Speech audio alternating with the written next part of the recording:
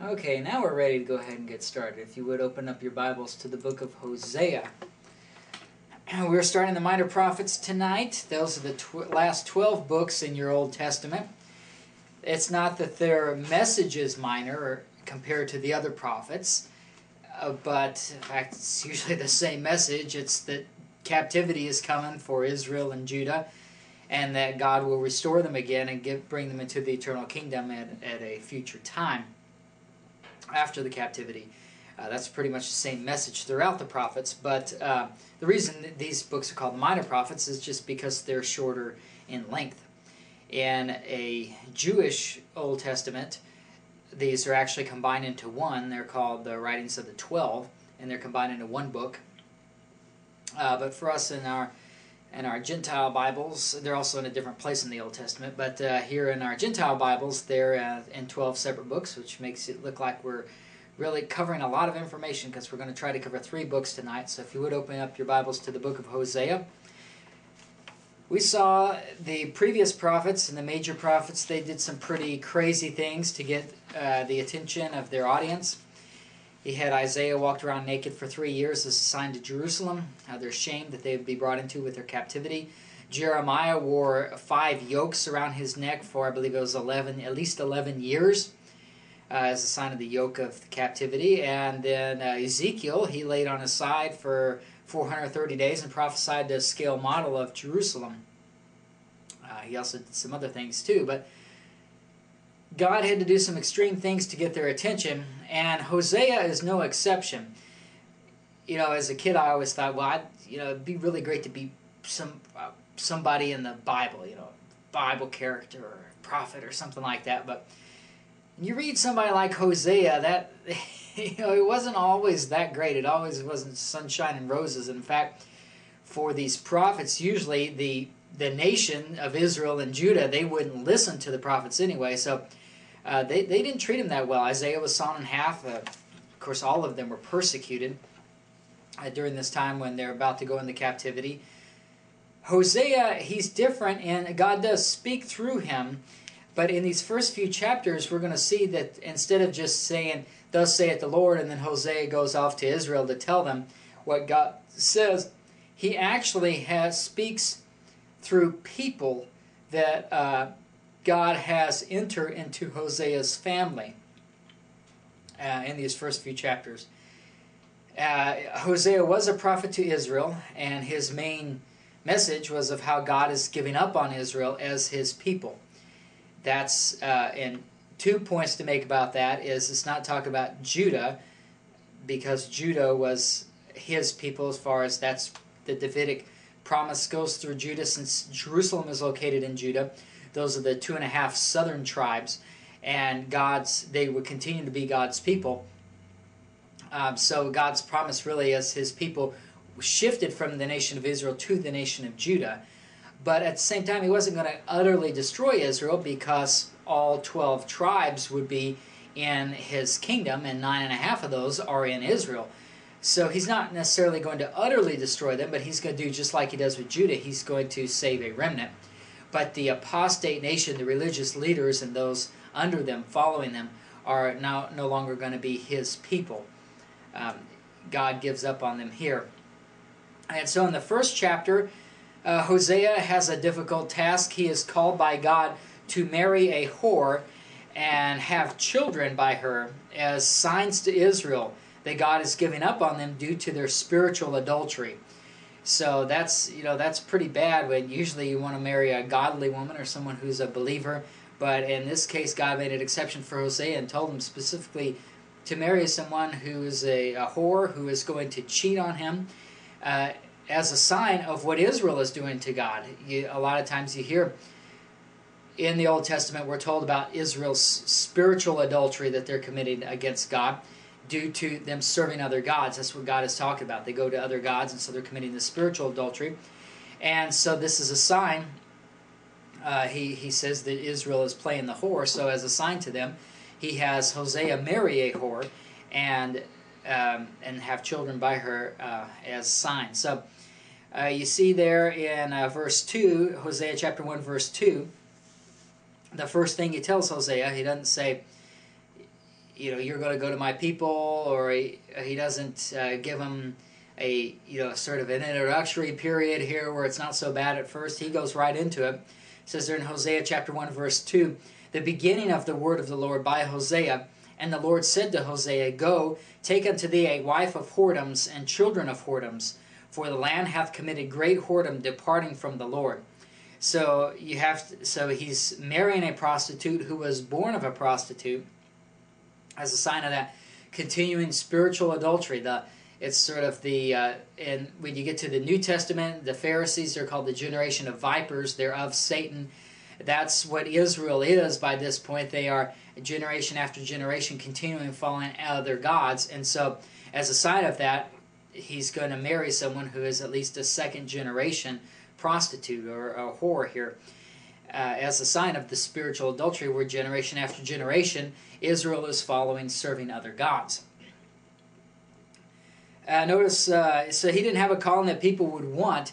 And I think it's funny today where people will say, well, God called me here, or God told me to do this. Of course, in the dispensation of grace, we know that God doesn't care about the specific circumstances. The only realm he's operating in today is a spiritual realm, and he just wants you to serve him where you're at and to use your abilities and talents for him, whatever they may be.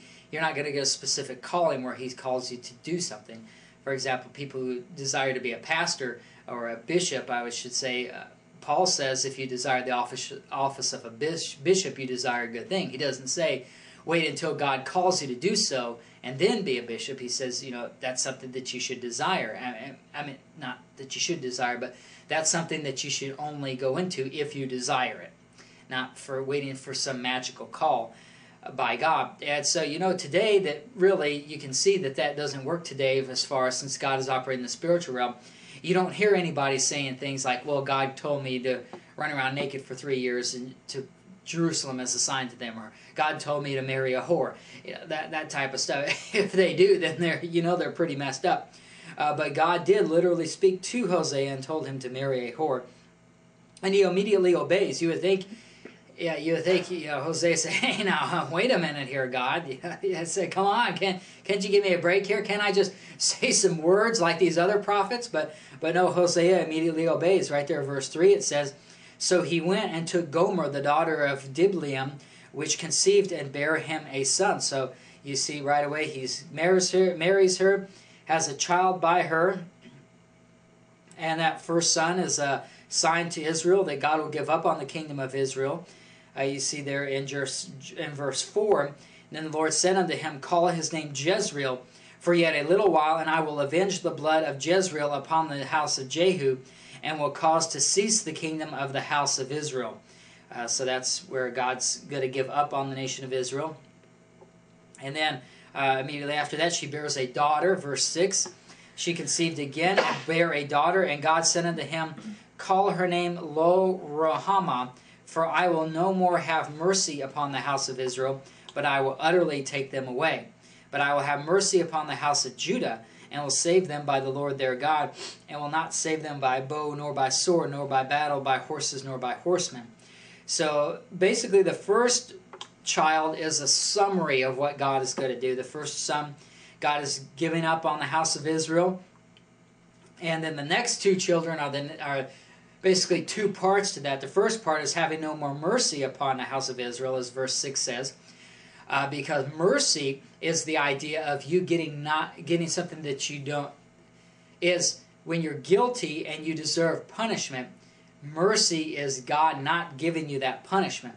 Whereas grace, like the dispensation of grace that we're in today, that's where God gives you something that you don't deserve. So in mercy is God doesn't give you the punishment that you do deserve. Grace is where God gives you blessings or things that you don't deserve.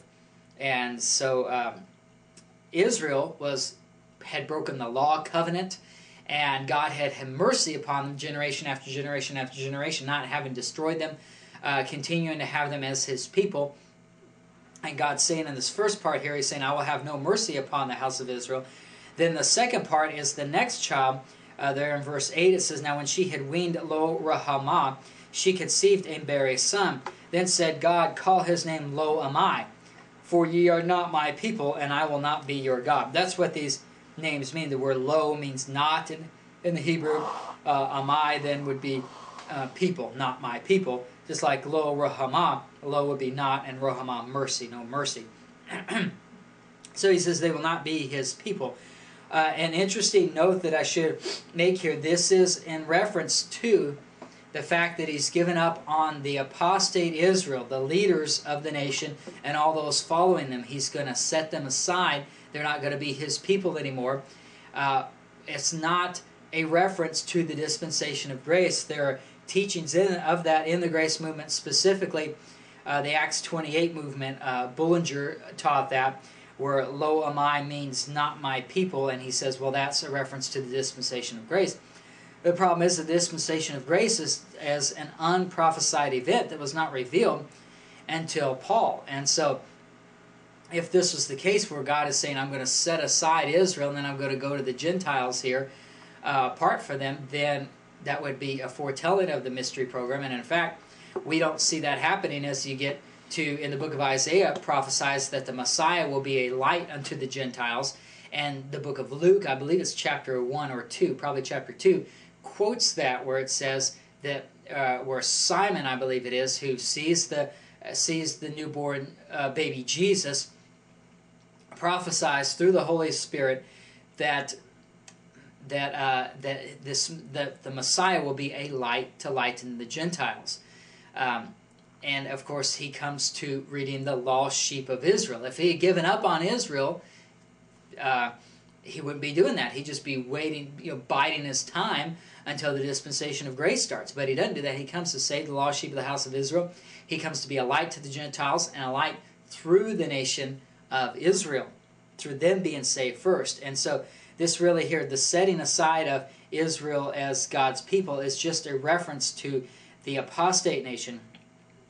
He's not going to have mercy on them anymore. They're going to go into captivity, in their case Assyrian captivity, because we're talking about those northern tribes, and they're going to go into Assyrian captivity, and God's not going to show mercy unto them anymore. They're not going to be his people. Judah is going to be his people, but yet he's going to save a remnant, and he's going to bring up the leaders of Israel later on. Actually, it's the disciples when you get there, setting aside the Pharisees and such. But that's what that's a reference to. Basically, God not going to show mercy to the entire house of Israel, but rather setting aside the apostate nation of Israel and saving a remnant that will go into the Assyrian captivity, so that they'll have members from each tribe to which he can fulfill his promises in that eternal kingdom that's still future.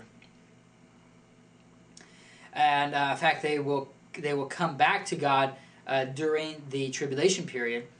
And you can see here in verse 10 where God said, because if we continue reading there, verse 9 where it said, you are not my people and I will not be your God. Then in verse 10 he says, yet the number of the children of Israel shall be as the sand of the sea, which cannot be measured nor numbered. And it shall come to pass that in the place where it was said unto them, ye are not my people, there it shall be said unto them, ye are the sons of the living God.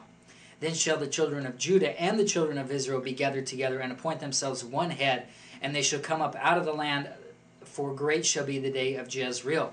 So that combining of Judah and Israel, as we saw in Ezekiel, that doesn't happen until the millennial reign of the Lord Jesus Christ, when he comes back at the end of the tribulation period. His second coming brings wrath upon the world. He gathers his sheep like a shepherd, brings them to the land of Zion, and that's going to include both the 10 northern tribes of Israel and the 2 southern tribes of Judah. And God fulfilling that promise of the number as the sand of the sea, fulfilling that promise that he made to Abraham, that his children will be as the sand of the sea and as the stars of the heaven, that you can't, for a number, that they cannot be counted. And so the one head there probably would be, of course, the Lord Jesus Christ ruling, and this co-regent David in that millennial kingdom. So you have here in the chapter 1, you have Hosea as a sign to prophesize to the nation of Israel, but he does so not through words but through people, through his marrying of the prostitute to show their spiritual adultery, the idolatry that Israel has gone into, and they've forsaken their God, and as a result God is going to forsake them.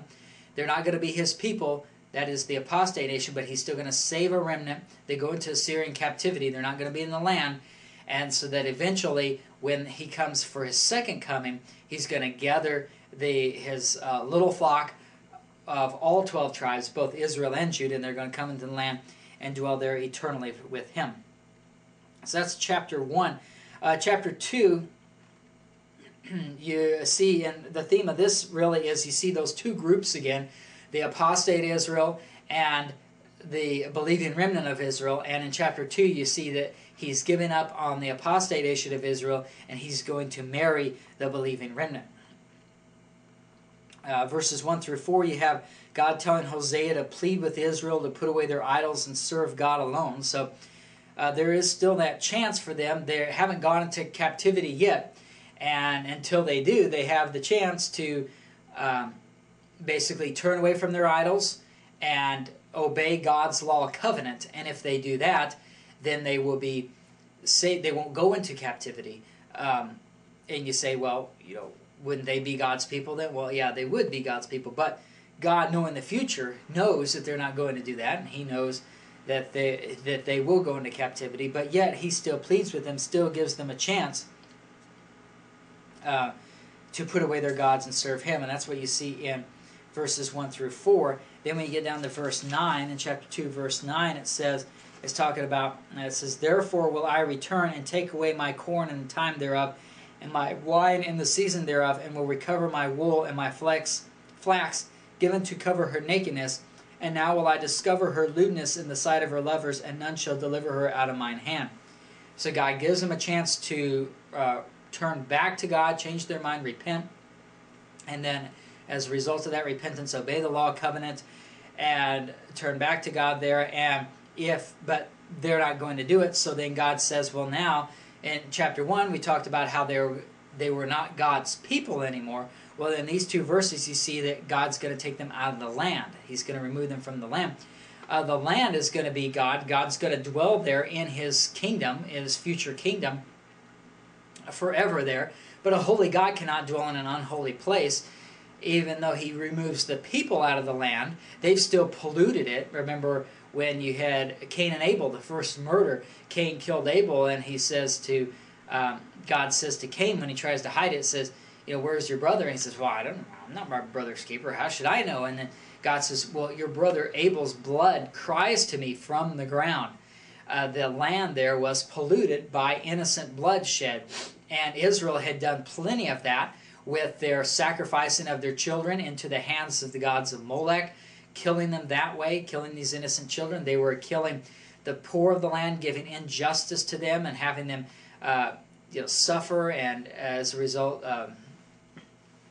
die eventually because of the rich are getting richer and the poor are getting poorer. And then also they are killing the prophets and those who are serving the Lord, just like in the tribulation period that is to come, the Antichrist and his kingdom going to kill those who don't worship the image or take the mark of the beast. Well, they didn't go to that extreme, but they were still persecuting and killing some of the people who were believers there in God's land. And so as a result, the land is polluted, and so God has to cleanse the land too, so He has to remove them out of there and remove all the things of the land. That's why verse 9 says where He's going to take away the corn thereof and the wine thereof. And He's going to recover His wool and flax, and He's going to discover her lewdness in the sight of her lovers. In other words, He's going to make the land bare.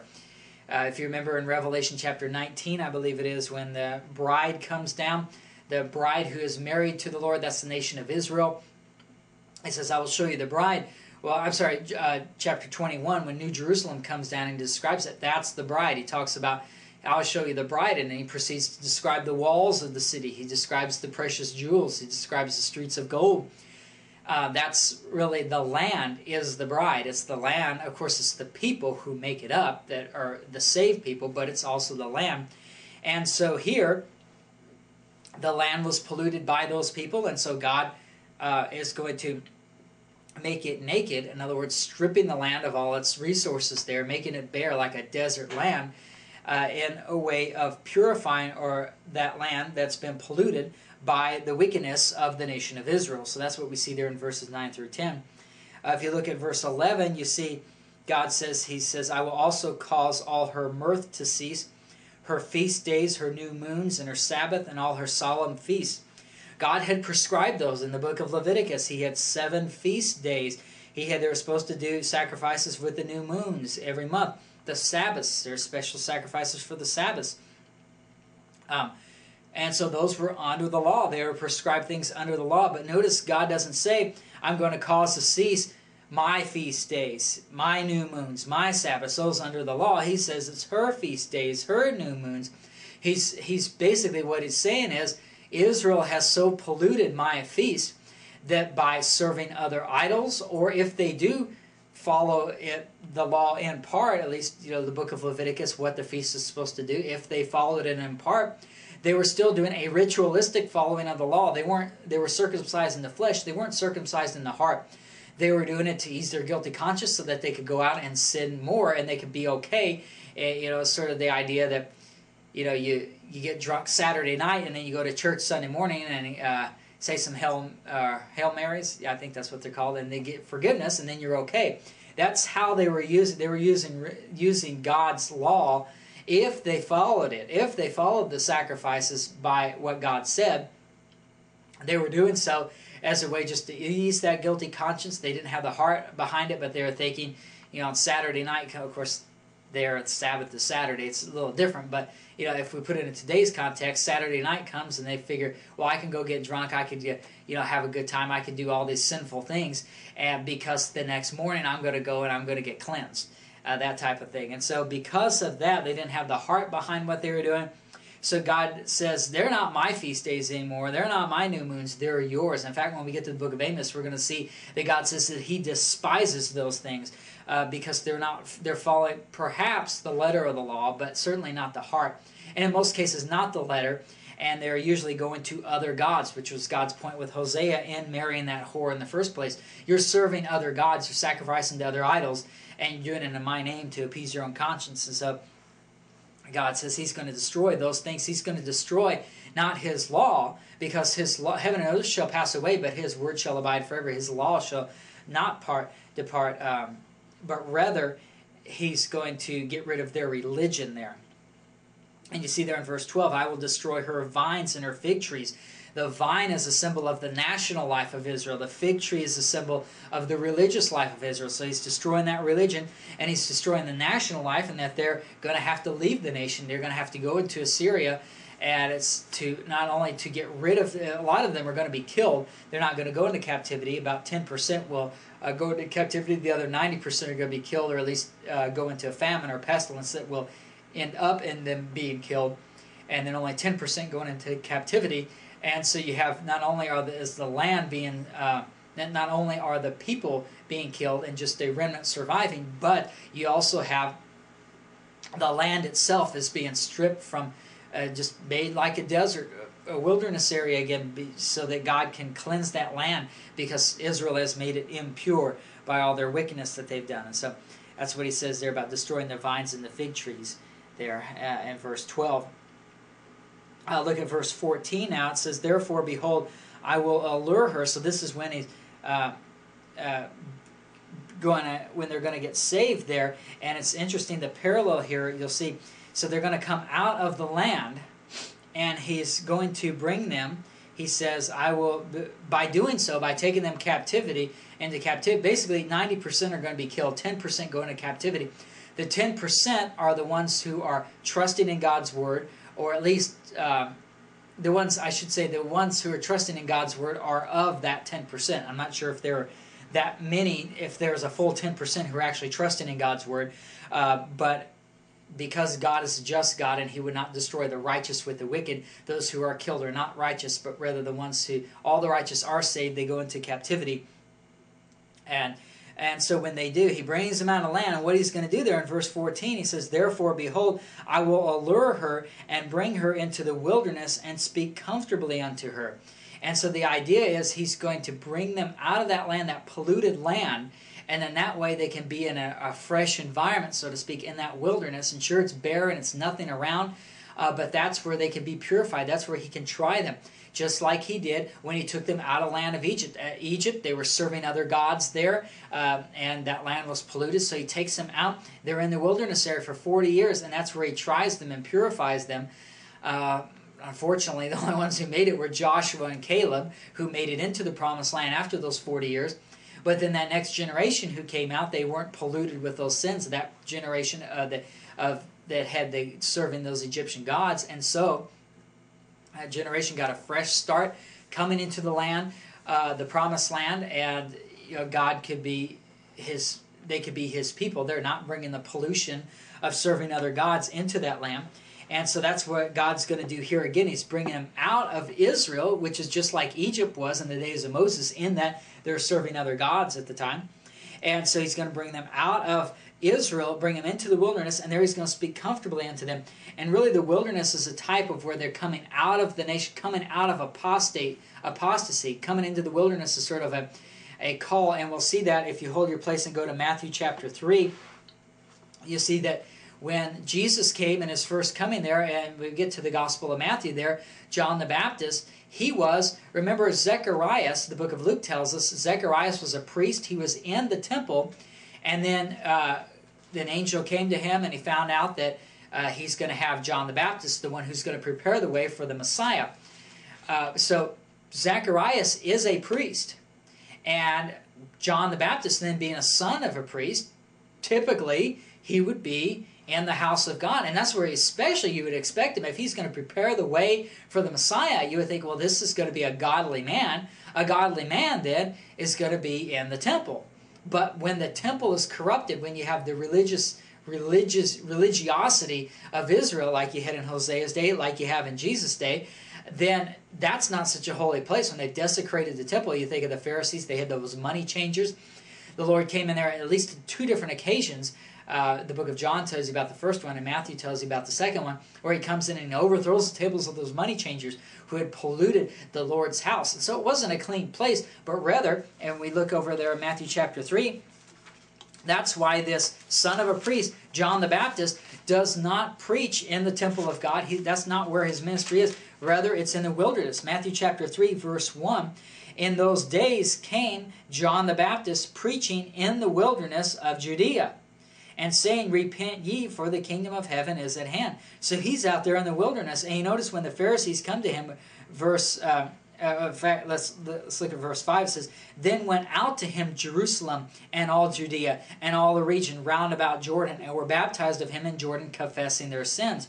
But when he saw many of the Pharisees and Sadducees come to his baptism, he said unto them, O generation of vipers, who hath warned you to flee from the wrath to come?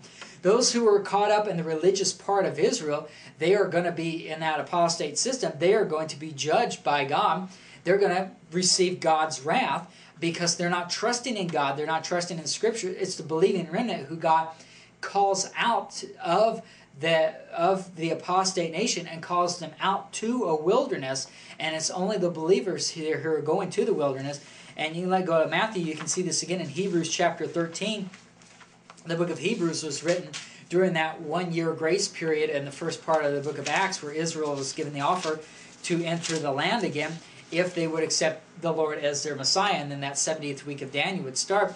And so the call again there was to come out of the apostate nation of Israel and be saved. And you can see in Hebrews chapter 13, verse 11, talking about the sacrifices of the Old Testament, says, for the bodies of those beasts whose blood is brought into the sanctuary by the high priest for sin are burnt without the camp. In other words, outside the camp. Verse 12, wherefore Jesus also, that he might sanctify the people with his own blood, suffered without the gate, or outside the camp. Let us go forth therefore unto him without the camp, bearing his reproach. For here have we no continuing city, but we seek one to come. That nation, that city of Jerusalem, was apostate in the Pharisees' day. And he's saying, come out of them. Go outside the camp and be part of the believing remnant who's not going to follow that religious system of the nation of Israel, but rather you're going to trust in the Lord, trust in God's word, and you do so by coming out to Jesus, who wasn't sacrificed in the city, but rather outside the city as a sign there. And so that's what we have. You can let go of those scriptures and go back to Hosea, so that where it says there in Hosea chapter 2, verse 14, where it says, therefore, behold, I will allure her and bring her into the wilderness and speak comfortably unto her.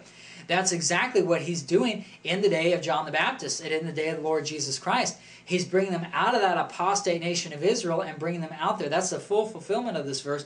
The partial fulfillment, of course, is in Hosea's day, where God is bringing them out of the nation of Israel, where it's been polluted, and they're in a different land where they can trust in God and obey His law covenant, and that's where He's going to speak comfortably unto them. In other words, they're going to have the opportunity to continue in God's eternal kingdom on earth. Once 70th week of Daniel is all over. And so then when He establishes that kingdom on earth, then verse 16.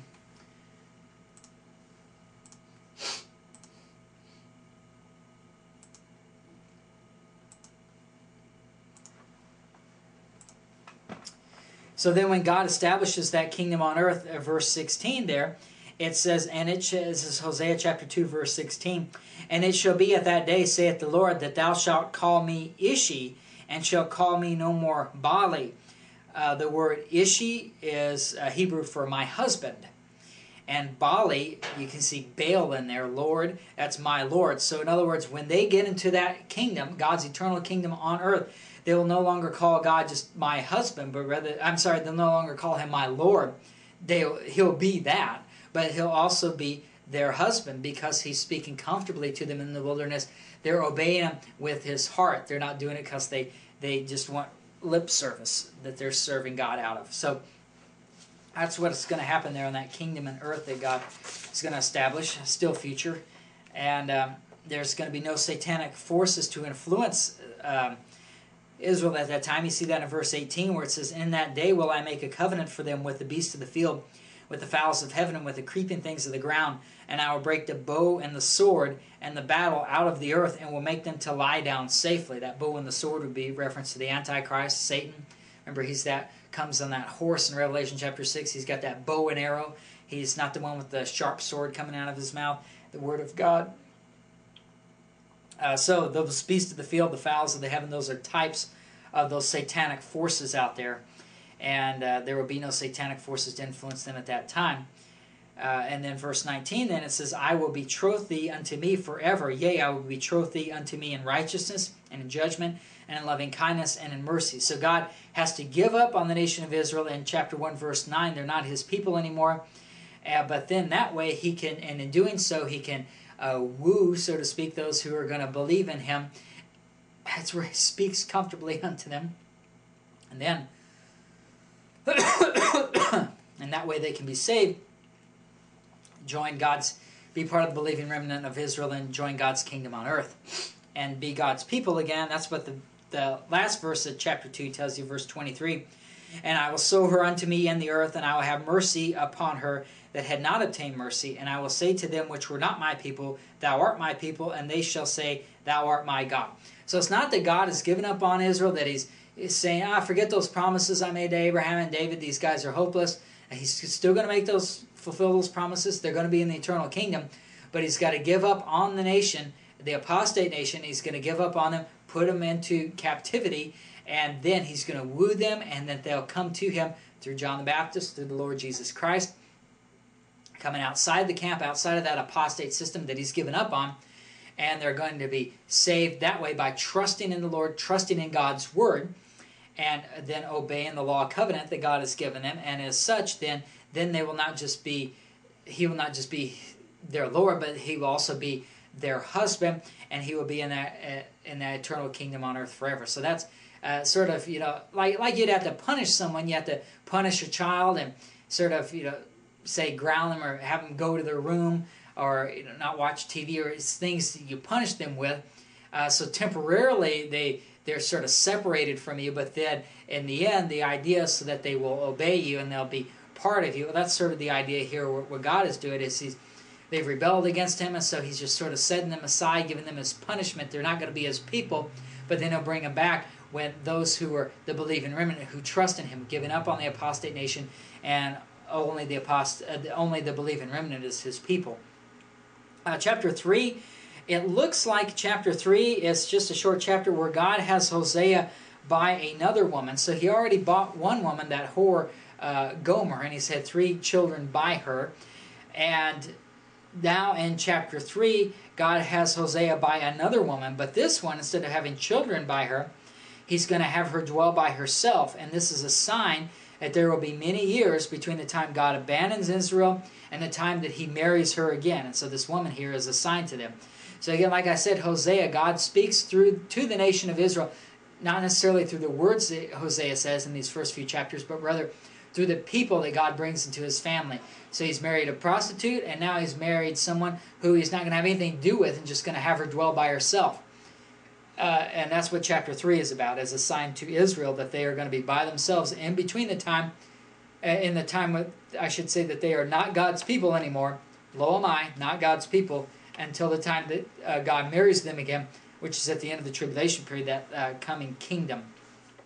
Chapter 4 now, it tells you why God has given up on Israel. So now you have God speaking through Hosea in a traditional method of actually, speaking words to Israel. And he says in chapter 4 that he has given up on Israel because they serve other gods and they disobey his law covenant. Verse 1, chapter 4, hear the word of the Lord, ye children of Israel, for the Lord hath a controversy with the inhabitants of the land, because there is no truth, nor mercy, nor knowledge of God in the land. So they've replaced God's truth with idolatry and religion. Verse 2, he lists 5 of the 10 commandments that they break. It says, by swearing and lying and killing and stealing and committing adultery they break out, and blood toucheth blood. So there you have where they've broken the law covenant. And so God's going to forsake Israel because they forsook his law. Verse 6, my people are destroyed for lack of knowledge, because thou hast rejected knowledge. I will also reject thee, that thou shalt be no priest to me. Seeing thou hast forgotten the law of thy God, I will also forget thy children. So that kingdom of priests that they're supposed to be, according to Exodus chapter 19, verses 5 and 6, kingdom of priests to the rest of the world to reconcile the earth back to God. He says, you guys aren't doing it. You're no priest to me. You don't have any knowledge. How can you reconcile the earth back to me when you're serving idols yourself and breaking my commandments? So he's setting them aside for the time being there. Not the mystery program, but rather setting them aside as the apostate nation in order to bring Israel back, still under Israel's program. And they're going to have to come to him in that wilderness area in the John the Baptist day there. Is the full fulfillment of it. Let's see. Verse 15, it says, it's talking about Judah now. Remember, Israel was those 10 northern tribes. They went into Assyrian captivity first. Then Judah, the 2.5 southern tribes. I don't know that Israel is the north, Judah is the south. I don't remember what I said. But, and yeah, the 2.5 tribes of the south, Judah, they went into Babylonian captivity. That's after Israel goes into Assyrian captivity. And so the idea there is they've got an example. Israel and Judah were both God's people at one time, and God has given up on Israel here, and it's because of their sins breaking the law covenant. And so Judah would be able to see that. They haven't gone into Babylonian captivity yet, and they could see what God has done to Israel, and Judah could say, we're like these guys. We've been given the law, and we broke it. That's what Israel's done, and God's given up on them. We better obey the law covenant, turn back to God and forsake our idols, so God won't give up on us. That's the proper reaction of Judah. That's what they should do, but they won't do that. Verse 15, it says, it shows that Israel is that bad example to Judah of what not to do. Chapter 4, verse 15, though thou, Israel, play the harlot, yet let not Judah offend. And come not ye unto Gilgal, neither go ye up to Bethaven, nor swear the Lord liveth. For Israel slideth back as a backsliding heifer. Now the Lord will feed them as a lamb in a large place. Ephraim is joined to idols, let him alone. And then it goes on from there. So they're that example to Judah now. Judah can learn from them. Unfortunately, they don't. Which is interesting. And one thing I do want to read is verse 18, where it talks about Israel, and it says, their drink is sour. They have committed whoredom continually. So they are serving these other gods continually. If you hold your place, go back to Daniel chapter 6. We saw the opposite. Daniel being in Babylonian captivity, part of the believing remnant. And Daniel chapter 6, where he goes to the lion's den, you can see that they make the statement here, which is true. But Daniel chapter 6, verse 16. Then the king commanded, and they brought Daniel and cast him into the den of lions. Now the king spake and said unto Daniel, thy God, whom thou servest continually, he will deliver thee. So you see quite a contrast here. The believing remnant, they're serving God continually. They're going to make it into that eternal kingdom. But in contrast, the apostate nation, back to Hosea chapter 4, verse 18, they're committing whoredom continually. They're serving other gods continually. The point is that people serve, people who rebel against God. They say, I don't want that crutch of religion. I don't want to serve. I'm my own boss. I can do what I want to do. Well, you end up serving somebody continually. It's just who you're going to serve. Are you going to serve Satan? Are you going to serve those idols? In this case, the idols that Satan was behind those idols, or are you going to serve the Lord God? The believing remnant, Daniel, a picture of that, serves God continually. The apostate nation here in Hosea, they're serving other gods continually. Chapter 5 now, the theme of chapter 5 is that the priests have led Israel astray. And again, Judah is following Israel's bad example. We saw in chapter 4, verse 15, where God says, don't let Judah follow this. And now in chapter 5, we'll see that they are following him. Chapter 5, verse 1, hear ye this, O priests, and hearken ye house of Israel, and give ye ear, O house of the king, for judgment is toward you, because ye have been a snare on Mizpah, and a net spread upon Tabor. So he's judging the priests there of the house of Israel. They're a snare upon these, what's mentioned, Mizpah and Tabor.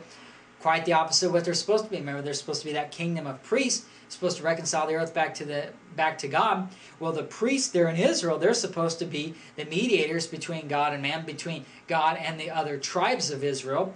And they're not even doing that. Not only are they not reconciling the earth back to God, they're not reconciling the Gentiles back to God, they're not even reconciling the tribes of Israel back to God. These priests here are leading people astray. They're a snare. And so in verse 5, we see that Judah is going to follow that bad example of Israel. Chapter 5, verse 5, and the pride of Israel doth testify to his face. Therefore shall Israel and Ephraim fall in their iniquity. Judah also shall fall with them. So the plea in chapter 4, verse 15 is for naught. Judah is going to fall with them. Verse 6, it says, they shall go with their flocks and with their herds to seek the Lord. So that's going back to Israel, the priest of Israel now. So the priest of Israel should go with their flocks and with their herds. So that's the common people. So the priest and the common people of Israel, once they're in captivity, Assyrian captivity, they're going to go to seek the Lord, but they shall not find him. He hath withdrawn himself from them. And that's because, what we saw in chapter 1, verse 9, they are not God's people anymore. And we'll see in Amos, we'll get to that a little later, some more detail, but they can't find him because he's not to be found. They're not his people anymore. Chapter 6 now, theme of chapter 6 is God has smitten his people because of their sins, but he will raise them up when he raises up from the grave. Now let me just read these first 3 verses and then we'll go back and comment on them. Chapter 6, verse 1, come and let us return unto the Lord, for he hath torn and he will heal us. He hath smitten and he will bind us up. After 2 days will he revive us, and in the 3rd day he will raise us up, and we shall live in his sight. Then we shall know if we follow on to know the Lord. His going forth is prepared as the morning, and he shall come to us as the rain, as the latter and former rain unto the earth. The typical view in Christianity of these verses is that when it says there in verse 2, it says, after 2 days will he revive us, and the 3rd day he will raise us up. A typical view is that if you hold your place there, go to 2 Peter chapter 3. They link Hosea chapter 6 verse 2 with 2 Peter chapter 3 verse 8 to come to this conclusion. And it's pretty common even among grace believers to have this view. And 2 Peter chapter 3 verse 8, God says there, but beloved, be not ignorant of this one thing, that one day is with the Lord as 1,000 years, and 1,000 years as one day. So what they say is in Hosea 6 verse 2, where he says, after 2 days will he revive us, they say, well, since a day is as 1,000 years unto the Lord, 2 days would be 2,000 years. And in fact, there is a popular Southern California preacher who said this back around late 70s, early 80s. He said this several times, multiple times. He says that the Lord would come back at the year 2000, because since a year is as a day is as 1,000 years unto the Lord, He says after 2 days he's going to revive them. So that's 2 days, 2,000 years. So after Jesus' coming, given another 2,000 years, that's the year 2000. Well, we're in 2011 right now. He didn't come. So some have modified that and saying, well, that's referring to the Messiah being cut off the 69th week of Daniel. And so he's going to come around the year 2030 AD. I think if you were to make a guess as to when the rapture would come, that's probably the most reasonable one you could come up with. But the fact is that we are in a mystery dispensation. It's an unprophesied time period dispensation. The rapture of the body of Christ. We didn't even know the body of Christ was going to exist till it was revealed to the Apostle Paul over there in the book of Acts, and then revealed through Scripture in Romans through Philemon. And so it's something. So the problem with this view here is that the 2,000 years there, it wouldn't really count for the mystery. Another problem is we read Daniel chapter 9 last time with the 70 weeks of Daniel. God says to Daniel, basically there's 490 years left once this clock starts ticking, once the commandment goes to rebuild Jerusalem. Then the Messiah is going to be cut off 483 years later, and then tribulation period after those 490 years are over. That's when God's kingdom comes on earth. So God has already given a specific time period for the nation of Israel. It's not 2,000 years, it's 490 years. That's going to take place there. And also, another thing to consider is also that the nation of Israel, that would be, if it's really 2,000 years, this is all relating, this prophecy, the book of Hosea is all relating to the nation of Israel, to Israel's program. And so if you're going to add 2,000 years, you can't count the mystery dispensation. That's unprophesied. It would be God's going to revive them after 2,000 years. But we know that's not true because Daniel's saying there's only 490 years.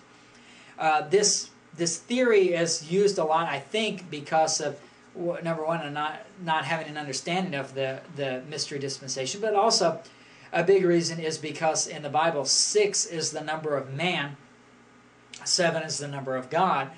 And people say that probably it was about 4,000, the earth, from the time that Adam was created, I should say, until the Lord Jesus Christ came, was approximately 4,000 years. So you got the 4,000 years, then you got the 2,000 years after the Lord came. That equals 6,000 years. And so they say, well, a day is 1,000 years for the Lord. So 6 being the number of man, 6,000 years would be man's kingdom. And then God's going to come and he's going to rule for, and we know he's going to have a millennial reign of 1,000 years. So then he'll rule for 1,000 years in that 7th day. And he set up that pattern in creation. He created man on the 6th day, 7th day he rested. So I think that's the main reason why this theory comes about. But really, as I said, it really has to do with the fact that the mystery dispensation would not be included in here. That's an unprophesied period. And you don't know when the rapture is going to take place because we're not given any prophecy in this mystery dispensation. And you know that it can't be 2,000 years under Israel's program because you've already been given the 490-year time period there in the book of Daniel. But what I think makes sense here, what it seems to be, you think, well, you told me what it's not, then what is it? Another reason I should say that they think of that is because when he does come back, it does refer to his second coming because it says that he will revive us and we will live in his sight the 3rd day. So that's referring to maybe that millennial reign. But then if you look at verse 3 where it says, he shall come unto us as the rain, as the latter and former rain upon the earth. So there are 7 prescribed feasts in the Old Testament under God's law. And those latter feasts are the fall feasts. The first ones are the spring feast. The Lord Jesus Christ fulfilled the spring feast at his first coming. The Passover, he was a Passover lamb. He fulfilled the day of the Pentecost with the coming of the Holy Spirit. Tabernacling among us there, that type of thing. So, Feast of Tabernacle. So, you had him fulfilling the spring feast when his first coming, and he's going to fulfill the fall feast at his second coming. The new year, Rosh Hashanah, new time for Israel, the Yom Kippur Day of Atonement. He's going to have a National Day of Atonement, according to Acts chapter 3, verse 19, where he atones for their sins. Then that time of refreshing shall come at his second coming. So he does fulfill. So this is a reference to his second coming. So that's another reason why. But I believe what this refers to here, these 2 days and the third day, is to the Lord's death and his resurrection. He died, and then he was in the grave, and then on the third day he rose again. Now, if you remember over in Isaiah chapter 49, and this would be in the time of Hosea. Isaiah and Hosea are contemporaries. Over in Isaiah 49, verse 24, almost as a footnote, we find out that the nation of Israel is Satan's lawful captive. Isaiah 49, verse 24, shall the prey be taken from the mighty, or the lawful captive delivered? And then over in Luke chapter 4, verses 5 and 6, where you have the temptation of the Lord Jesus Christ, Satan says, I'll give you all the kingdoms. He shows him all the kingdoms of the earth in a moment in time. He says, I'll give you all these kingdoms. I have the power to give them to you. I'll give them to you if you will fall down and worship me. So Satan possesses all the kingdoms of the earth, including Israel. They're his lawful captive. And so the context of Hosea here is that they're not his people anymore. Why? They are Satan's people. They are Satan's lawful captive because of their apostasy, because they are serving other gods, because they're not obeying God's covenant. God gives them up, so they're Satan's lawful captive. They're not his people anymore. Well, how is he going to revive them? The way he revives them, if you remember in Matthew chapter 12, where the Lord Jesus Christ talks about how he binds the strong man. That's when he's got to bind the strong man first, and then you can spoil his house. That's a reference to binding Satan, and then he can take away that lawful captive, the nation of Israel, and to be his people. That's why the book of Ephesians chapter 4 talks about how when the Lord Jesus Christ, he went down into earth there during those 3 days, and he led captivity captive. The captives of Israel, those who are in Abraham's bosom, as Luke chapter 16 talks about Abraham's bosom, those who are saved, the faithful remnant, those who are trusting in the Lord, they're saved, but they can't go to heaven because the Lord Jesus Christ hasn't atoned for their sins yet. So he goes down there, he leads captivity, those who are Satan's captives, Satan's lawful captive, he leads them and takes them away captive. So on that second day then, in those 2 days that he's in the grave, then the third day he rises up from the grave. Well, at that same time, that's on that third day, that's also when he revives the nation of Israel, taking them out from being Satan's lawful captive after he's bound the strong man, and now they can be the Lord's again. So that's what that reference is to, I believe. Not that you're, if you believe it the other way, that's fine, but I'm giving my reasons as to what I think it is and why I don't think it's a reference to the 2,000 years after the Lord's death, but rather it's a reference to the literal days where he says, on the third day I will rise again. And that's what I believe it's talking about. 2 days, after 2 days in the grave, in other words, 2 days in the grave, then on the third day he will raise us up. He's going to raise them up from being captives, and they're going to live in his sight. Then we shall know if we follow on to know the Lord. So there's the condition, and that's another proof, I think, of why this is a reference to Jesus' resurrection, because the new covenant, if you go back to Jeremiah chapter 31, when it talks about when they enter that millennial reign, when they're God's people again, he makes atonement for them on Yom Kippur, the National Day of Atonement. After his second coming, he gets rid of the Antichrist. They're God's people again. They get into the land. God establishes the new covenant with them. And in Jeremiah chapter 31, verse 34, he says, regarding that new covenant, Jeremiah 31:34, and they shall teach no more every man his neighbor and every man his brother, saying, Know the Lord, for they shall all know me, from the least of them unto the greatest of them, saith the Lord. For I will forgive their iniquity, and I will remember their sin no more. So they're going to know him, and the reason is verse 33, where it says, But this shall be the covenant that I will make with the house of Israel. After those days, saith the Lord, I will put my law in their inward parts and write it in their hearts. So the law, no more an outward thing, but it's an inward thing already written on their hearts, so that they know the Lord because they know the law. So then if you go to Hosea, like go Jeremiah, you go back to Hosea, where chapter 6, verse 3 says, Then shall we know if we follow on to know the Lord. Well, according to that new covenant, there is no condition there. As long as they are saved Israel, as long as they're the believing remnant, and they enter into the kingdom, then they're going to know the Lord, because God's going to write it on their hearts. But it says, if we follow on to the Lord, what I believe that's a reference to, and it goes along with his resurrection, if verse 2 is a reference to 2 days in the grave, then he's going to revive us the third day. When he raises up, we are going to raise up too. We will live in his sight. And then, if we follow on to know the Lord, I believe that's that condition there relates to the condition of Matthew chapter 10, where God talks about in verse 22 there, where he's talking about the coming tribulation period. And he says there in chapter 10, verse 22, where he's talking to his disciples there, and he's warning them about what they're going to go through in the tribulation period. He says, "And ye shall be hated of all men for my name's sake, but he that endureth to the end shall be saved." They will have to endure to the end. If they take the mark of the beast, even though they're out preaching the gospel, they're believing the gospel, if they end up taking the mark of the beast, well, then they're not going to be saved. They have to endure unto the end, not take the mark in order to get through they have to get through the tribulation period. So that's what I think back in Hosea chapter 6, verse 3, where it says, if we follow on to know the Lord. That's a reference to if we follow on to go through, endure until the end, get through the tribulation period. If we get through the tribulation period, then we will know the Lord, because the new covenant, it's written upon our hearts, and then we're told his going forth is prepared as the morning.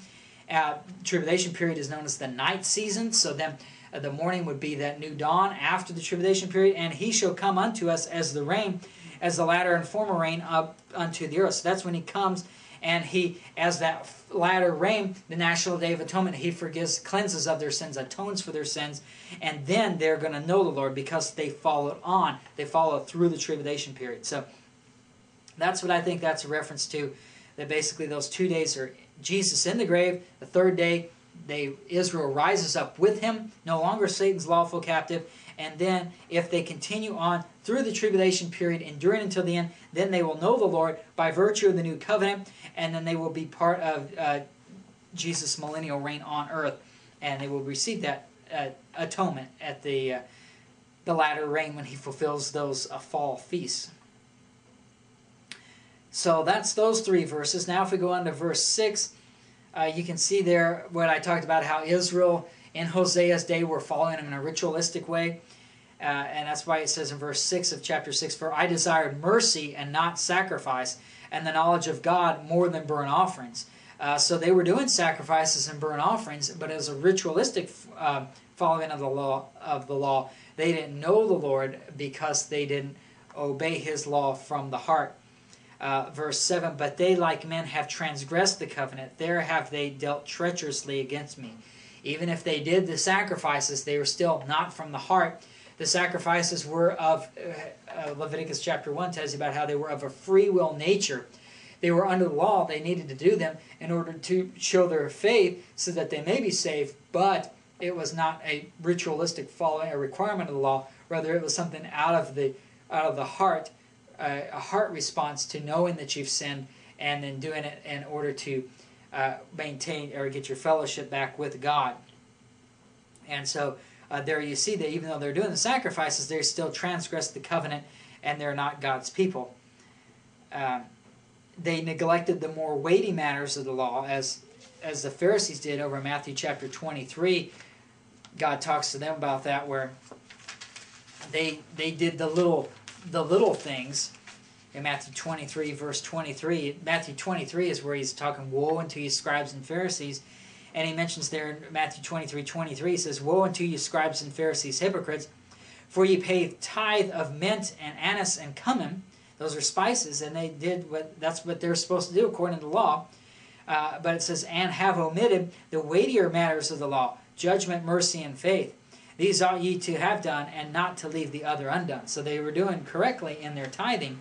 But more importantly, they were supposed to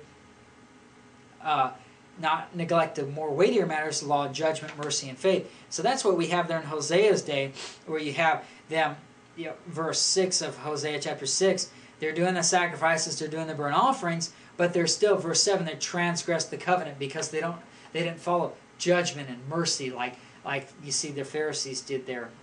Same thing. Chapter 7 now of Hosea. Israel has rebelled against God, and they will not return to Him. You can see in verse 7, it says, they are all hot as an oven, and have devoured their judges. All their kings are fallen. There is none among them that calleth unto me. That's not to say that there wasn't a single saved person. There wasn't a believing remnant in Israel. Hosea was one of them. He's in Israel. He's prophesying. He's got some faith in the Lord that he's willing to marry a whore, have children by her, and then marry another woman and just have nothing to do with her. Put her in a house. I mean, that's got to cost some money. Marry a woman, put her in a house by herself. I mean, I do good to afford the house I live in, much less give this other woman who I'm not going to have anything to do with another house. But he's really got the faith in God. You can see there. He's part of the believing remnant. But the reference there is, there is none among them that calleth unto me.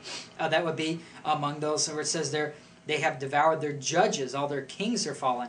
If you've read the history as we went through 1st and 2nd Kings, where you're told about the kings of Israel, every single one, without exception, in Israel, after Solomon, after the kingdom is divided, every single one is an evil king. There is not a single good king among the kings of Israel. And so that's why it says all their kings are fallen. And they have devoured their judges. So there is none among them that calleth unto me. That's referring to the religious leaders, the judges, the kings. And they're the apostate ones. But there are still some, like Hosea, being a prophet. Others there, of course, Isaiah, well, he's prophesying to Judah. But you have other people in Israel who are part of that believing remnant. They are saved. But it's just the nation as a whole, and specifically those religious leaders, they are all turn apostate. Sort of like what we read in Daniel chapter 10 last time, where we read in Revelation chapter 12, where it talks about a third of the angels fallen with Satan. But then in Daniel chapter 10, we find among the leaders, among the archangels, only Gabriel and Michael are standing, which is probably why they're the only ones named in the Bible, specifically named angels. So too, in Israel, you have, there's still believers among the common people, but yet among the leaders, you've found that they've all the kings are evil and all the judges are gone astray here. So there's still a believing remnant, and once that kingdom, and so then, they'll be saved and brought into the kingdom, as we saw earlier there in that millennial kingdom when it comes at the Lord Jesus Christ's second coming.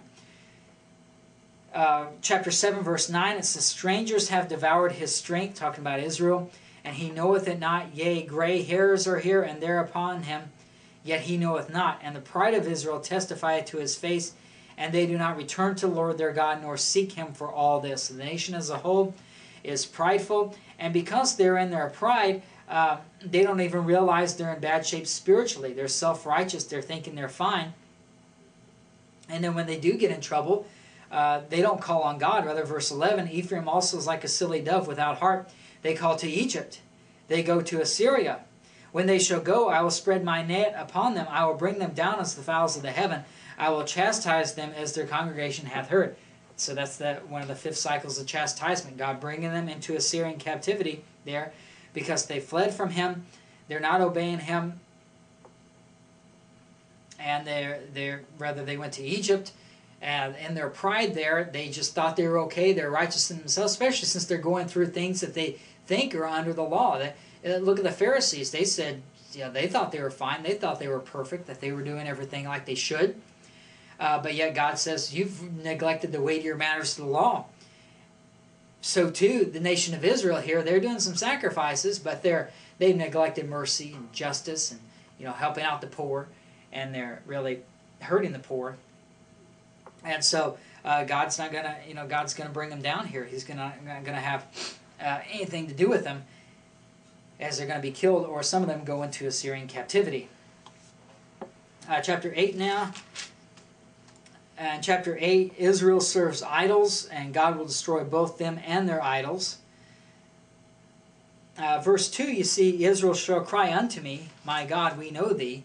So Israel will cry to God in the captivity, but it's not a cry for, we realize you're God, we're going to turn from our gods, we're going to serve you, we're going to obey your covenant. It's basically, God help me, and then when God helps them, they're just going to go back into sin. That's like we saw in the book of Judges, that cycle there where a judge would come and save them, and for 40 years everything would be okay, and then they'd be back in sin, and so then God would punish them, and then they'd call for God to help them, and then God would bring a judge to deliver them, and then they'd get back into sin again. They just repeated that cycle. So here Israel, they're going to go into captivity, and they're going to cry for God to help them. They're not going to go back to the law, so God's not going to help them because they haven't repented. They haven't turned to God. They're still serving their other gods, and they're still not obeying the law of covenant. So they're going to cry to Him, but not in repentance, not turning to Him. Verse 5, God says, well, you're going to have to rely upon your idols to save you. Those are the ones who are your gods. Chapter 8, verse 5, Thy calf, O Samaria, hath cast thee off. Mine anger is kindled against them. How long will it be ere they attain to innocency? So there, go to your calves, go to your idols to save you. Those are the ones who you've served. Verse 7, For they have sown the wind, and they shall reap the whirlwind. It hath no stalk, the bud shall yield no meal. If so be it yield, the stranger shall swallow it up. You reap what you sow, the Bible teaches. And you notice here they have sown the wind. Let's get a couple passages here. Let's get Psalm chapter 1, and then just going back a few pages there to Job chapter 38.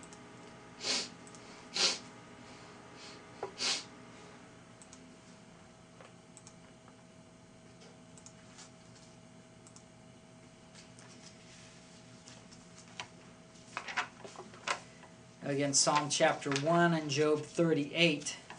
And you hold your place there in Hosea. I want to show you what that means. We're about they've sown the wind, and they will reap the whirlwind.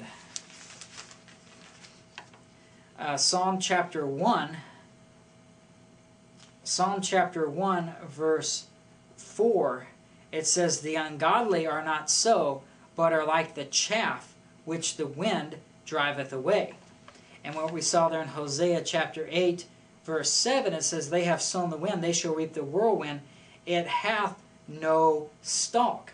So it's talking about, if you look at the wheat, the chaff is sort of the thing that's just sort of the stuff that comes out of the wheat is no good, and the wind just drives away. When they thresh the wheat on the threshing floor, the chaff sort of falls away, falls on the floor, and then the wind drives it away. It takes it away. And so God is saying, your chaff, basically. Psalm 1 verse 4 says, The ungodly are like the chaff which the wind driveth away. And here God says, in Hosea 8:7, He says, They have sown the wind, they shall reap the whirlwind, and hath no stalk. So they're not wheat. They're not something that survived the wind. They are chaff. And so they're going to be blown away.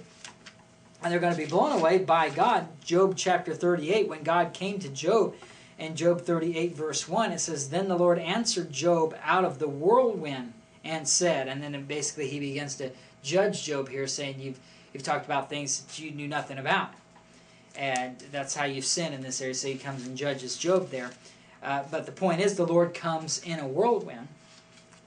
And so when Hosea 8:7 says they have sown the wind, it's a reference to them, and they have no stalk. It's a reference to them not being wheat. They are chaff, meaning they are not part of the believing remnant. The nation of Israel is following their own religion. They're following other gods. And so they're going to just be blown away. They're not going to survive. They're not going to live in the eternal kingdom. And instead, they are going to reap the whirlwind, which is God's judgment of them. God coming in that whirlwind to judge them. So that's what that verse refers to. And they're going to be blown out of the land by God. Verse 8, Israel is swallowed up. Now shall they be among the Gentiles as a vessel wherein is no pleasure. So that's the reaping of the wind that they receive. Reaping of the whirlwind. Again, verse 13, you see the ritualistic sacrifices that they do. They're not serving the Lord. It says, They sacrifice flesh for the sacrifices of mine offerings and eat it, but the Lord accepteth them not. Now will He remember their iniquity and visit their sins. They shall return to Egypt. For Israel hath forgotten his Maker and buildeth temples. That's temples to other gods. So that's their sin there. Now chapter 9, again, apostate Israel is no longer God's people. So He's given them up to follow their wicked ways. For sake of time, we'll skip through some of this here. Look at verse 10. Interesting, the language there, chapter 9, verse 10. It says, I found Israel like grapes in the wilderness. I saw your fathers as the first ripe in the fig tree at her first time. But they went to Baal Peor and separated themselves unto that shame, and their abominations were according as they loved. God had specifically separated the nation of Israel to be His people, a holy people set apart for Him to reconcile the earth back to Himself. But rather, they took them in that separate status for God, and that separate as God's holy nation. They instead separated themselves unto Baal Peor. They separated themselves unto another god. So it shows how they've gone away from God's separation, made a separation of themselves there, serving other gods. And then verse 13, it says, Ephraim, as I saw Tyrus, is planted in a pleasant place, but Ephraim shall bring forth his children to the murderer. Give them, O Lord, what wilt thou give? Give them a miscarrying womb and dry breasts. So they're bringing forth their children to the murderer. That's a reference to them basically bringing their children to the devil. He's the murderer. If we look over in John chapter 8, where God indicts the Pharisees, they say they're children of Abraham. They think they're okay in their self-righteousness. They think they're going to be saved. And in John chapter 8, verse 44, Jesus says to the Pharisees, Ye are of your father the devil, and the lust of your father ye will do. He was a murderer from the beginning, and abode not in the truth. So when Hosea chapter 9, verse 13 says about how he should bring forth his children to the murderer is the devil, according to John chapter 8, verse 44. And because they are following religion, they are following other gods, they're not serving the Lord, they are following, they are children of the devil, and they're bringing their children to the devil. That makes them children of the devil. Let's see. Verse 15 then, all their wickedness is in Gilgal, for there I hated them for the wickedness of their doings. I will drive them out of mine house. I will love them no more. All their princes are revolters. Ephraim is smitten, their root is dried up. They shall bear no fruit. Yea, though they bring forth, yet will I slay even the beloved fruit of their womb. My God will cast them away because they did not hearken unto Him, and they shall be wanderers among the nations. So that's again referring to the apostate nation of Israel. Those are the ones He loves no more. They've received His judgment. He says they're no more His people. Only the believing remnant are going to be God's people. And that's those who are, it talks about how their root is dried up. They shall bear no fruit. If you hold your place, go to Matthew chapter 21. This is where you really see the separation among Israel between the apostate nation and the believing remnant. Over here in Matthew chapter 21, the Lord Jesus Christ talks to the Pharisees and says there in verse 43, Matthew chapter 21, verse 43, Therefore say I unto you, the kingdom of God shall be taken from you and given to a nation, bringing forth the fruits thereof.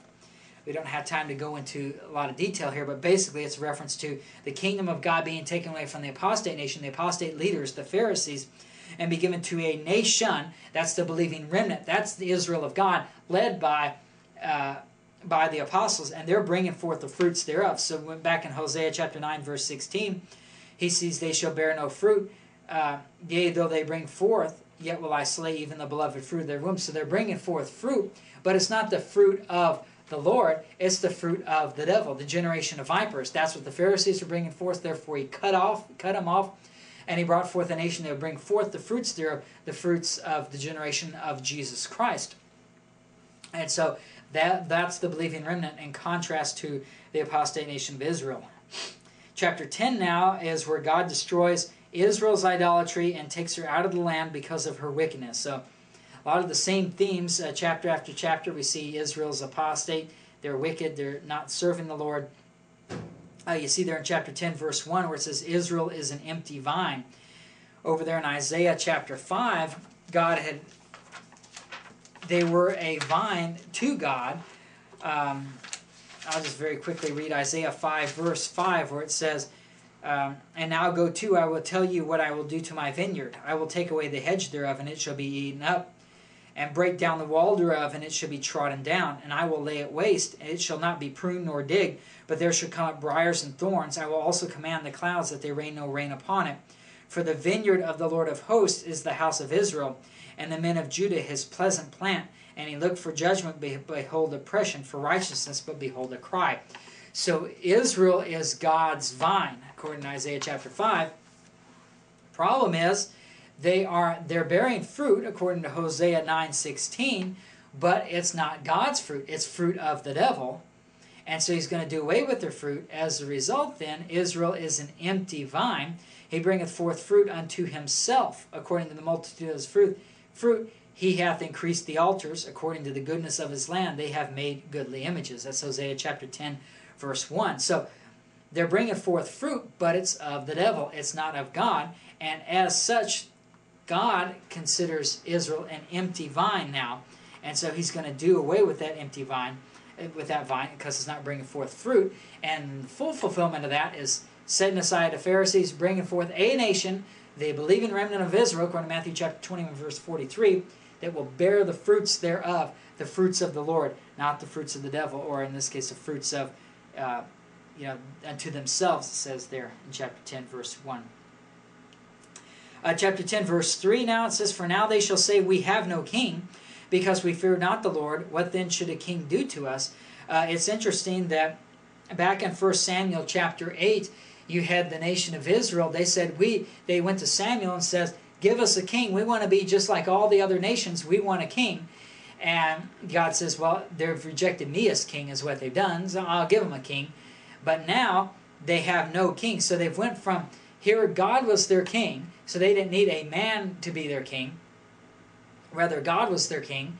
And so, but then they rejected God as their king. And so God gave them a man to be king. And now they've gotten to the point where God has even taken away that, because God's taken them out of the land. They're going into Assyrian captivity. So God can purge the land, purge the people, so that he can bring a believing remnant into the coming kingdom, after the tribulation period. So they've gone from the point of having God as king to rejecting God as king, and now they don't even have a man as king. Verse 8, chapter 10, verse 8, it says, The high places also of Avon, the sin of Israel, shall be destroyed. The thorn and the thistle shall come up on their altars, and they shall say to the mountains, Cover us, and to the hills, Fall on us. The full fulfillment of this is going to be of the apostate nation of Israel in the tribulation period. If you hold your place, go to Revelation chapter 6, verse 15. You can see the same thing occurring there. And although it's a reference there also to the Gentiles, because it's everybody there, you can see what, as far as God's concerned, it's also the apostate nation of Israel. Revelation chapter 6, verse 15, And the kings of the earth, and the great men, the rich men, the chief captains, the mighty men, every bondman, and every free man, hid themselves in the dens and in the rocks of the mountains, and said to the mountains and rocks, Fall on us, and hide us from the face of him that sitteth on the throne, and from the wrath of the Lamb. For the great day of his wrath is come, and who shall be able to stand? Well, the person who shall be able to stand is the one who's trusting in the Lord. If you're on God's side, then God's gonna save you from his wrath there.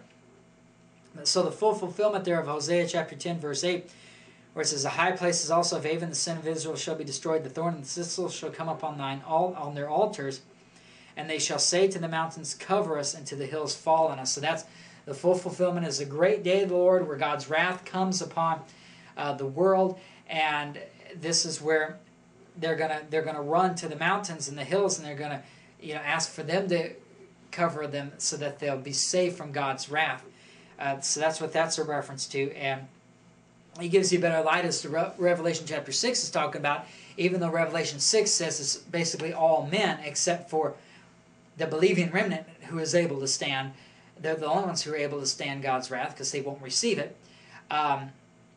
It also shows you that primarily the focus, since it's Israel's program, is upon the apostate nation of Israel and not surviving the fire, the refiner's fire of the tribulation period. Verse 9, chapter 10, verse 9, O Israel, thou hast sinned from the days of Gibeah. There they stood, the battle in Gibeah against the children of iniquity did not overtake them. We don't have time to go into it, but the days of Gibeah is a reference to Judges chapters 19 and 20. That's where they did the sins very similar to Sodom and Gomorrah, and showed that Israel was just like Sodom and Gomorrah. That was way back when in the book of Judges, and here in Hosea, from that day forward, they are still just like Sodom and Gomorrah in their evil ways.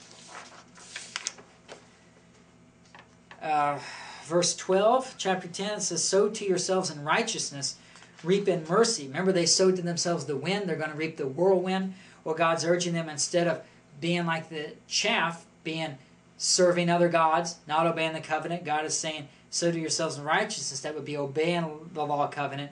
And then God would bring mercy. He wouldn't bring the captivity upon them, or at least upon those people who followed that. Chapter 11 now. God delivered Israel from Egypt in Exodus, and he will have to deliver Israel from Satan at his second coming to bring them into the promised land. Chapter 11, verse 1, when Israel was a child, then I loved him and called my son out of Egypt. That's a reference to the Exodus, where Israel was born through the Red Sea. That was the birth canal, and it became Israel became his firstborn, God's firstborn son.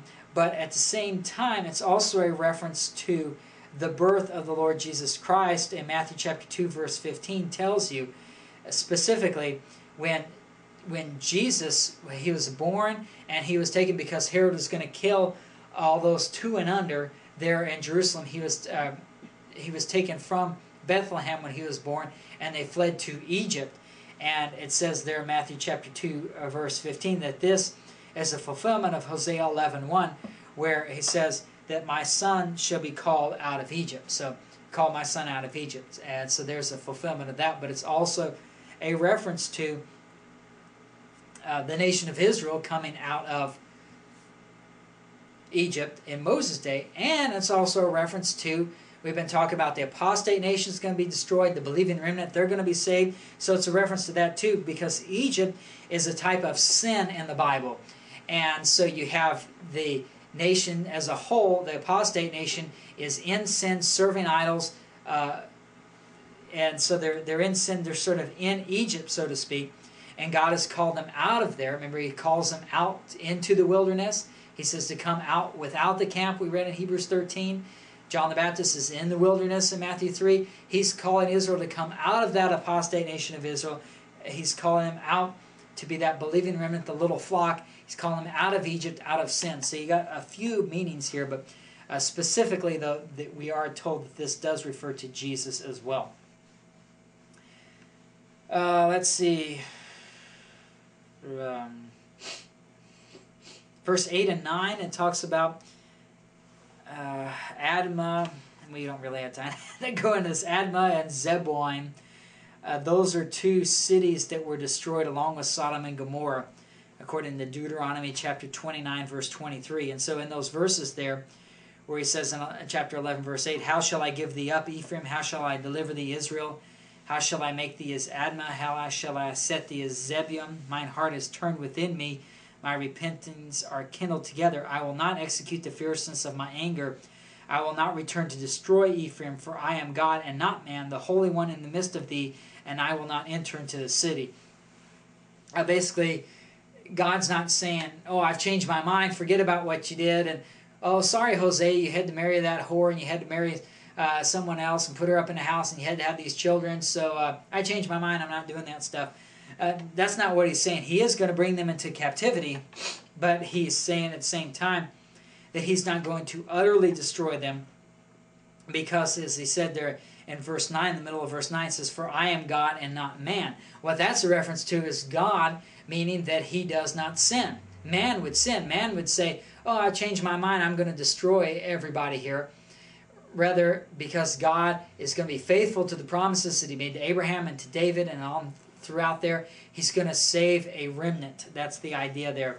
And that's interesting to compare that to David when he numbered the people of the nation of Israel. Chronicles tells you about that. God judged him because he wasn't supposed to number them, and he gave him choices as to who would punish him. He chose to incur God's wrath because he says God will be merciful more than man would be. And so that's what God is there. He is not going to utterly destroy Israel, even though they deserve it, because they're like Admah and Zeboim. They're like those, like Sodom and Gomorrah, who he destroyed utterly. But he's not going to do that because he's God and not man. He is going to have mercy. He's going to save a little flock, go into Assyrian captivity so that he can be faithful to the promises that he's made to the nation. Verse 10, they shall walk after the Lord. He shall roar like a lion. When he shall roar, then the children shall tremble from the west. They shall tremble as a bird out of Egypt, and as a dove out of the land of Assyria, and I will place them in their houses, saith the Lord. So that's God regathering the nation of Israel back and bringing them into the land. I like that picture there, because 1 Peter chapter 5 verse 8 says that Satan goes to and fro as a roaring lion, seeking whom he may devour. And so he roars like a lion out there to devour these people. And the greatest time of Satan's rule is going to be through the Antichrist in the tribulation period. But yet we have, and so he's going to be roaring like a lion, seeking whom he may devour. But yet at the end of that, you're going to have the Lord himself. And it's like the Lord comes out and he roars against Satan. And so then that's, everybody's going to tremble at that, and he's going to defeat Satan. But it's like these two lions fighting it out, and of course God's going to win that battle. And he's got his sheep with him, and he's gathering them to bring them back into Israel. He's gathering the nation that's been scattered according to the fifth cycle of chastisement, scattered among the heathen, scattered among the Gentiles, and he's going to gather them like lambs into his arms and gently lead them in. And he's going to be roaring back at Satan, saying, "These are mine, you can't have them," bringing them into the land of Israel there. And that's where he says at the end, "I will place them in their houses, saith the Lord." So that's his compassion to the believing remnant. It's going to happen at the end of the tribulation period. Chapter 12 now, we find that Israel does wickedly, even though God sends prophets to get Israel to obey the law covenant. Therefore, God's going to judge Israel for the innocent blood she has shed. We find that Judah, in verse 2, isn't doing any better than Israel. Chapter 12, verse 2, it says, "The Lord hath also a controversy with Judah, and will punish Jacob according to his ways, according to his doings will he recompense him." Verse 6, you find that God's going to bring Israel into captivity. That way he can keep mercy. So that's where it says there in verse 6, "Therefore turn thou to thy God, keep mercy and judgment, and wait on thy God continually." So instead of serving other gods continually, they're to wait on God continually. And if they keep mercy and judgment, then God's going to do the same. And he's going to judge those who are apostate, but then he's going to have mercy upon those who are turned back to God. You see in verse 8 how Israel, they're self-righteous in their religion. They think they're okay. It says, "And Ephraim said," Ephraim is another word for Israel, "And Ephraim said, Yet I am become rich, I have found thee out substance, in all my labors they shall find none iniquity in me that were sin." So God keeps telling about how they've broken the commandments, how they disobey the law of covenant, and yet Israel in their pride and their religion saying, "Well, I'm okay, I haven't sinned at all." Of course, God has a different view of that. That's not the case at all.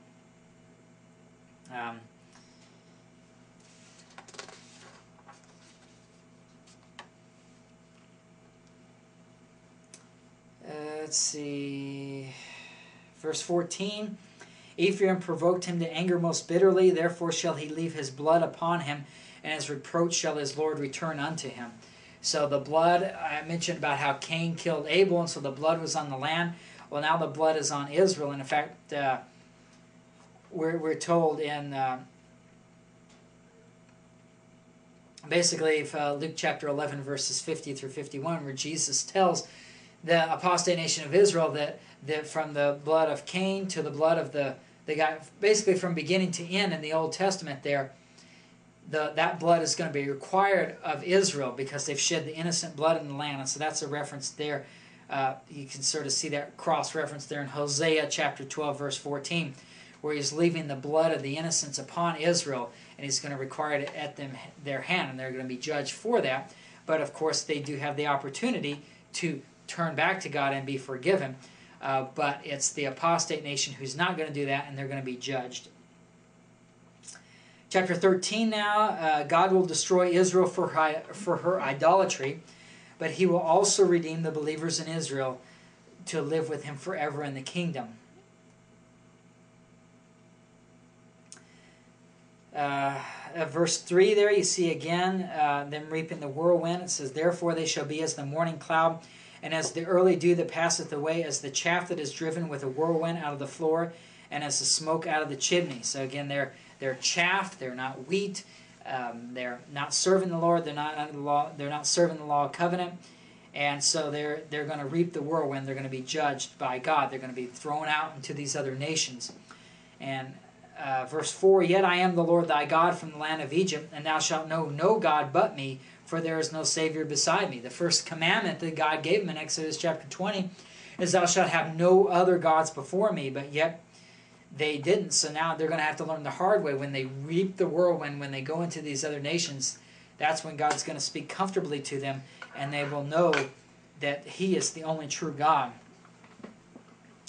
The problem is when they prosper, they end up getting prideful and forget God. That's what we see in verse 6. According to their pastures, so were they filled, and their heart was exalted. Therefore had they forgotten me.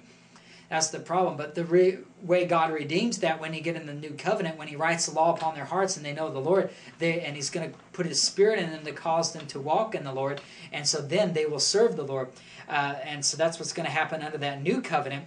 And that way, that prevents the same thing happening that would happen under the old covenant, where maybe they served God for a little bit, but when things got good, then they become prideful and they forgot God and went into their own ways. So that's how God maintains that forever in God's kingdom on earth, His eternal kingdom, where they won't serve other gods. They'll always serve God because the law is written on their hearts. Resurrection is key. Chapter 13, verse 14. He says, I will ransom them from the power of the grave. I will redeem them from death. O death, I will be thy plagues. O grave, I will be thy destruction. Repentance shall be hid from mine eyes. So He's going to destroy death, destroy the grave. And that's really the key. That's been the key all along, from Abraham all the way forward under Israel's program, and in our program too, the belief in resurrection. If you Abraham, as Hebrews chapter 11 tells us, he looked for a city that he not made with hands. It was a city that was not there on earth. It was something God had given him the promise, but he wouldn't see it in his lifetime.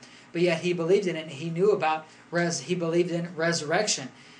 Jacob, Esau sold him his birthright because Esau did not believe in resurrection. Jacob gets the birthright. He believes in that eternal kingdom that God will put him in. And so that's really the key to God's promise. Trusting in the Lord, believing in His word, obeying His law covenant. You're not going to do any of that, or Israel wouldn't do any of that, unless they believe in resurrection, that God would raise them from the dead and bring them into that kingdom, because He wouldn't do it in their lifetimes. It would be in the future. And so He says there, He promises resurrection. He will ransom them from the power of the grave. That's when He's going to redeem them. And of course, verse 15 then, though he be fruitful among his brethren, an east wind shall come, the wind of the Lord shall come up from the wilderness, and his springs shall become dry, and his fountains shall be dried up. He shall spoil the treasure of all pleasant vessels. Samaria shall become desolate, for she hath rebelled against her God. They shall fall by the sword. Their infants shall be dashed in pieces, and their women with child shall be ripped up. So obviously, it's not going to happen in their lifetime. They're not going to get into God's kingdom on earth. They're going to have to wait for Him to ransom them from the grave in order to get into that eternal kingdom. We're going to take a short break now while we change tapes, and then we'll come back in just a minute or two, continue in the book of Hosea chapter 4.